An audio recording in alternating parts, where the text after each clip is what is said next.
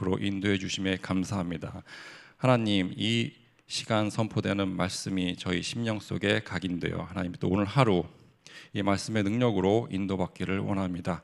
성령으로 함께 해주시고 저희에게 깨닫게 해주시고 저희를 인도해 주시길 주 예수 그리스도 이름으로 기도드립니다. 아멘. 오늘 본문 마가복음 16장 9절에서 20절을 보시면 모든 성경이 그 구절을 괄호로 이렇게 묶어놨을 거예요. 왜 괄호로 묶어놨을까요? 그만큼 중요했을까요? 여러 가지 이유가 있는데 성경이 본문이 이제 원본이 있으면 이제 여러 필사자들에 의해서 이제 이게 복사가 되잖아요. 그러니까 필사를 해서 또 사본을 남기고 그러는데 어떤 사본에서는 이 본문이 그러니까 9절부터 기록이 돼 있는 사본이 있고 어떤 또 사본들은 기록이 안 돼 있는 사본들이 있어요. 그래서 그거를 표시해주기 위해서 이렇게 괄호로 묶어놨습니다. 그러니까 원래 마가복음은 8절에서 이렇게 끝나는 책이었어요. 그러니까 8절을 보면은 그러니까 빈 무덤을 보고 놀란 그런 여인들 이야기로 이렇게 끝이 나죠. 그래서 여자들이 몹시 떨며 나와 무덤에서 도망하고 무서워하여 아무에게 아무 말도 하지 못하더라. 이렇게 끝나던 책이 마가복음이었습니다. 그럼 뭔가 이게 완성이 되지 않은 것 같이 들리잖아요. 그래서 나중에 이것을 필사하는 그런 사람들이 추가한 내용이 지금 괄호로 이렇게 표시가 되어 있습니다. 그렇다고 이게 성경 내용과 전혀 관계없느냐? 전혀 그런 거 아니죠. 이게 다른 그런 복음서들에 나온 내용들이 이렇게 또 증거를 하고 있기 때문에 성경의 내용으로 이렇게 정경 속에 포함이 되어 있습니다. 잠깐 이렇게 성경이 어떻게 필사됐는지를 얘기를 하면은 일단 원본이 있겠죠. 그리고 지금 이 세계에 존재하고 있는 사본들이 수십만 개라고 합니다. 그러니까 주로 예전에 이제 초대교회부터 시작해서 교회나 수도원에서 이런 것들을 필사하는 일을 했겠죠. 그리고 여러 지역에서 이제 필사본들이 발견이 되는데 그 지역마다 이렇게 특징이 있어요. 어떤 지역에서 발견되는 필사본들은 원본에 가깝게 별로 이렇게 오류가 많이 없는 그런 필사본도 있고 어떤 지역에서 발견되는 또 필사본들은 오류가 많아요. 잘못된 것들이 많아요. 그러니까 우리도 이제 일을 해보면 알지만 어떤 또 이렇게 회사든 일을 잘하는 회사도 있고 어떤 회사는 또 일을 엉망으로 하는 회사도 있잖아요. 그러니까 그때도 마찬가지였었어요.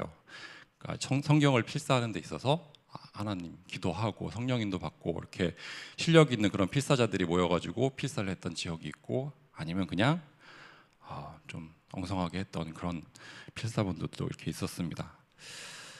그래서 이제 단어를 빼먹거나 문장을 빼먹거나 아니면 없던 문장을 다시 집어넣거나 그런 원본을 보면 그렇게 필사를 했던 그런 흔적을 볼 수가 있어요. 자, 그럼에도 불구하고 발견되는 실수가 극히 적어요.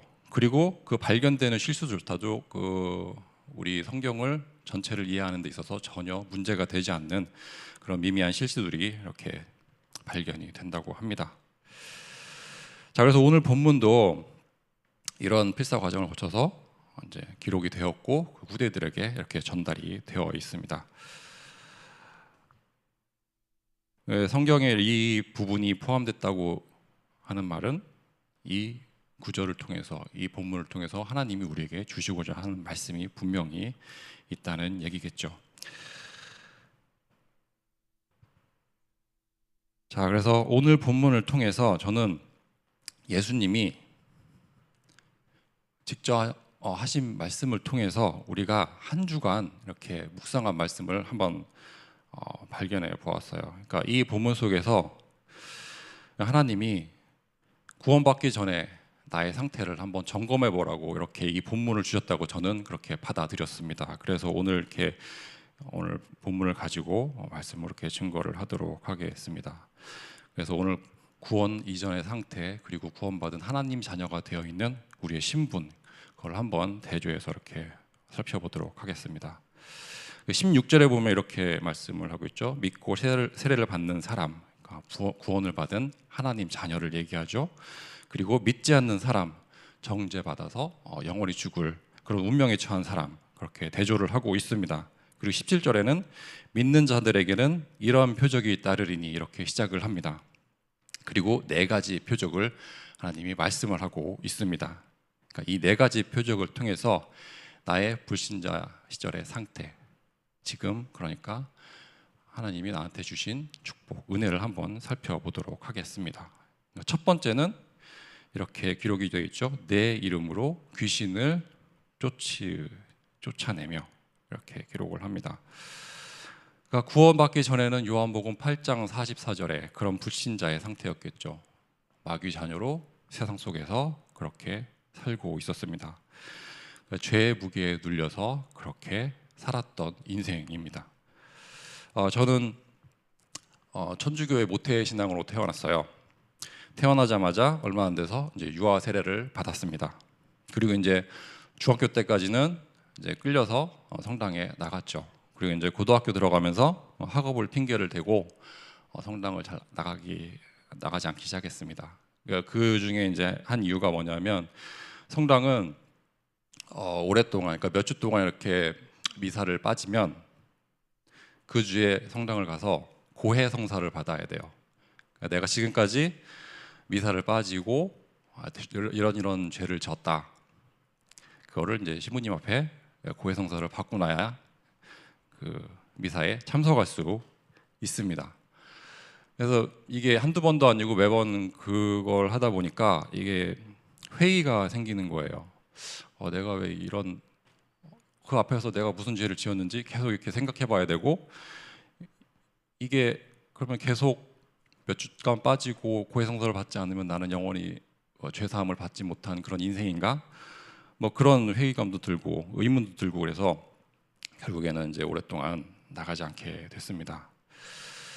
그런데 이제 복음을 깨닫고 나서 이제 그게 아니라는 것을 알게 됐죠. 복음을 깨닫고 내가 짊어지고 있던 짐을 벗어버릴 수가 있었습니다. 그리스도께서 십자가 위에서 다 이루셨기 때문에 그리스도 이름을 붙잡으면은 죄의 짐에서 벗어날 수 있는 것이죠. 그래서 더 이상 사제들 앞에서, 신부님들 앞에서 내 죄를 구할 필요가 없게 됐습니다. 예수 그리스도가 나의 중보자가 되시기 때문에 예수 그리스도 이름으로 기도를 하고 간구하면 하나님이 들어주시고 하나님이 그 기도에 응답하십니다. 그래서 예수 그리스도 이름으로 죄 사함 받고 이제는 하나님 자녀가 되어서 언약의 여정으로 인도받는 그런 인생이 되어 있습니다. 자, 그러면 두 번째, 새 방언을 말하며 이렇게 말씀을 하고 있습니다. 구원받기 전에는, 그리고 복음을 깨닫기 전에는 세상 풍조에 따라서 살고 있었습니다.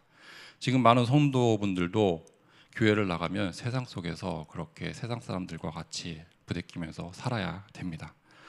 옛날에 저도 친구를 만나면 세상 돌아가는 이야기, 그 다음에 하나님 나라와 전혀 상관없는 그런 얘기를 하면서 그렇게 지냈습니다. 그리고 거래처 사람들을 만나면 돈 되는 얘기, 어떻게 하면 비즈니스가 잘 될까 하는 얘기, 그런 얘기들만 하면서 살았죠. 그래서 에베소서 2장 3절에 열거된 것들을 이렇게 쫓아서 살았습니다.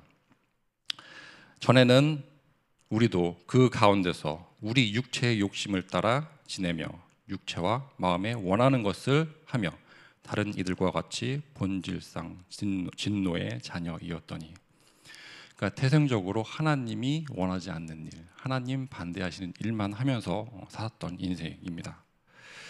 아담의 후손이기 때문에 말과 행동으로 죄를 계속 짓는 인생을 살아왔습니다. 그랬던 내가 구원을 받고 그다음에 복음을 깨닫고 새로운 방언을 배우게 되었습니다. 그러니까 복음의 언어를 배우게 되었죠. 내 마음에, 내 안에 말씀이 역사하고 그다음에 성령이 역사하시니까 복음의 방언, 복음의 언어가 이렇게 또 체질화가 되게 되었습니다. 그리고 또 이렇게 이 자리에 서서 또 새벽 시간에 이렇게 복음을 선포할 수 있는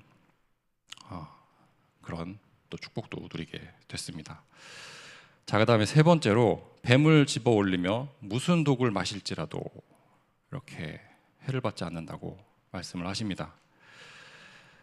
남들이, 다른 사람들이 여러 가지 말로 나에게 독을 쏟아부어도 하나님이 그 말로 내게 상처받지 않도록, 내가 해를 입지 않도록 하나님이 도와주신다고 말씀을 하십니다. 그러니까 나를 죽이려고, 그다음에 내가 망할 거라고 계속 나한테 뭐라고 얘기하는 사람들이 있어요. 그 말에 상처받지 않게 하나님이 보호해 주십니다. 창세기 27장에 창세기 사도행전 27장에 바울이 광풍을 만나게 되죠. 그래서 2주 동안 광풍에 시달리다가 한 섬에 도착하게 됩니다. 멜리데라는 섬에 도착을 합니다.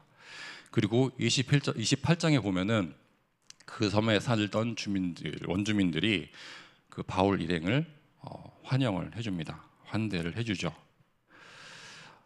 그들 원주민들 입장에서는 풍랑에서 살아남은 사람들이기 때문에 귀한 사람들이라고 생각을 하고 환대를 해줍니다. 그런데 그 자리에서 바울이 독사에게 물려요. 그러니까 그 독사에게 물리는 모습을 보고 또 원주민들이 이렇게 서로 수군댑니다. 저 사람은 뱀에 물린 것을 보니까 분명 살인자일 거다. 용케 풍랑은 이겨냈지만 그 공의의 여신이라는 그 신이, 이제 공의가 여신의 이름인데 그 여신의 저주를 피하지 못할 거다. 그래서 지금 뱀에 물린 거고 바로 죽을 거다. 이렇게 서로 수군거리고 있습니다. 그런데 시간이 지나도 바울이 죽지 않아요. 계속 살아 있어요. 그래서 원주민들이 결국 이렇게 생각을 하죠. 뱀에 물려도 살아남았다고 해서 바울을 신적인 존재로, 신이라고 생각을 하게 됩니다. 자, 그러니까 바울과 독사, 이 일화를 보면서 생각이 하나 들었어요. 원주민들이 처음에는 바울을 귀한 사람이라고 생각을 했죠. 그러다가 또 살인자라고 생각을 하고, 또 뱀에 물려도 죽지 않는 걸 보니까 이 사람이 신이라고. 바울은 똑같은 바울인데 원주민들이 뒤에서 수군거리고 생각하는 게 계속 바뀌고 있어요. 사람들은 자기 생각, 기준, 수준에 맞는 그런 말로 서로 수군거리는 그런 수준입니다. 그리고 때로는 내 앞에 와서 독한 말을 또 퍼붓기도 하고 죽이는 말로 나를 공격을 하기도 합니다. 정말 예전 같으면은 그런 일이 있으면 바로 그냥 이렇게 대꾸를 해주고 맞대응을 하겠지만, 하나님이 예전보다는 제 생각과 마음을 많이 지켜주셔서 평안을 주시는 것 같아요. 그래서 그런 일이 있으면 하나님께 맡기고, 그리고 하나님이 하실 것을 기다리기로 했습니다. 하나님이 다 알아서 손봐 주실 것이기 때문이죠. 자, 하나님 자녀가 되면 사람들이 아무리 독한 말을 쏟아내도 견딜 수 있는 힘을 하나님이 주시고 또 저희를 보호해 주십니다. 이게 하나님 자녀의 권세가 되겠죠. 자, 그다음에 네 번째로 병든 사람에게 손을 얹은즉 나으리라, 이렇게 말씀을 하십니다. 자, 구원받고 복음을 깨닫고 누리고 있으면 나 자신만 살아나는 게 아니고 내 주변 사람들을 또 살리는 그런 응답을 주십니다. 자, 복음의 언어로 내가 살고 주변을 살리는 그런 복의 근원이 되는 아브라함에게 약속하신 그 축복을 저희에게 주십니다. 자, 바울은 기독교인을 바닥 잡아서 가두고 죽이는 일을 했습니다. 그 일에 앞장섰던 사람입니다. 그런데 그 바울에게 다메섹 도상에서 부활하신 예수님이 나타나셨습니다. 그 다메섹 도상의 사건을 통해서 바울이 회심을 하고 하나님께 세계복음화로 인해 크게 쓰임을 받았습니다. 그래서 바울을 통해서 병든 사람들이 고침을 받고 귀신 들린 사람들이 또 치유를 받는 그런 큰 역사가 일어나게 되었습니다. 자, 그래서 오늘 본문 그 17장 17절 18절을 통해서 네 가지를 살펴보았습니다. 그러니까 믿는 자들에게 이런 표적이 따른다고 하나님이 분명히 약속을 하셨어요. 그런데 왜 이 표적이 나에게는 성취가 되지 않을까요? 내가 나가서 복음을 전하고 말씀을 전하면 왜 이런 표적이 성취가 되지 않을까요? 이렇게 생각하기보다는 내가 구원받은 하나님 자녀가 되어서 하나님 자녀로 이런 축복을 하나님이 주셨다, 이런 관점으로 이 본문을 바라봤으면 좋겠습니다. 자, 그래서 예수 그리스도 이름으로 죄와 사망의 권세에서 해방받은 은혜, 그래서 하나님 자녀 삼아주신 은혜를 한번 생각해 보시고, 또 두 번째로 새 방언, 복음의 언어로 내가 살고 그 다음에 내 주변의 사람들을 살리는 그런 은혜를 주셨음을 또 확인해 보시고, 또 무슨 독을 마셔도 내가 해를 당하지 않는 그런 하나님 축복을 하나님 주셨음을 또 확인을 해 보시고, 또 사람을 살리는 치유의 은혜, 나를 통해서 사람들이 살아나는 그런 은혜를 하나님 주셨음을 확인해 보시길 바랍니다. 이렇게 많은 은혜를 세상에 전하라고 15절에 이렇게 말씀을 하시죠. 또 이르시되 너희는 온 천하에 다니며 만민에게 복음을 전파하라.